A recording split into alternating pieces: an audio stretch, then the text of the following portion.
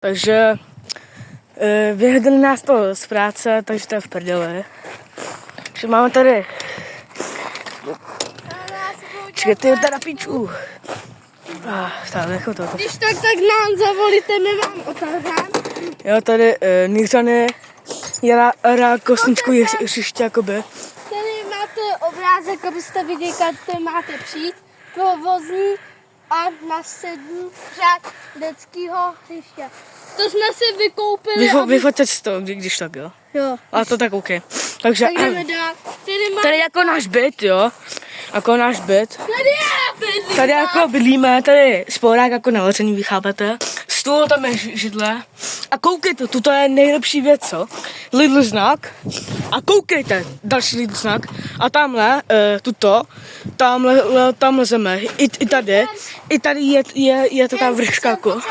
Tady. A tady také občas jsem, a tam také jako to. A tady máme jako schovaní. Jako, víte. Tady máme schovaní dveře, tady máme jako Jako kód. Ale to neukazuj. Hejba, jo, na to. Tady máme prostě jako Kód. ty kraviny jako kód na to. Na muzakní, jako na dveře, ale tady nejsou dveře, to pak udáme. Hej, jak si dáte na to 102 000 lajků, tak na to vylezu. Jo. I já. Jo. Tady vylezeme a budeme spát oba dva na tom. Jestli dáte 2000 lajků.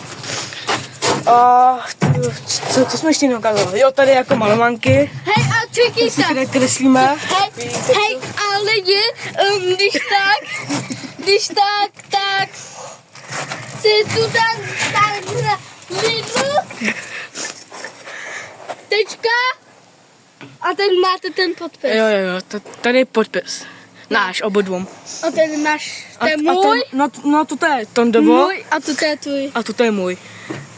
A toto je prostě takové jako graffiti, jako malománky. A tady máš H-L-A-K. Herát. Čum, co jsem tady udělal? To jsou prostě takové jako omalománky, no. Nakreslené. Tam vaříme to prostě.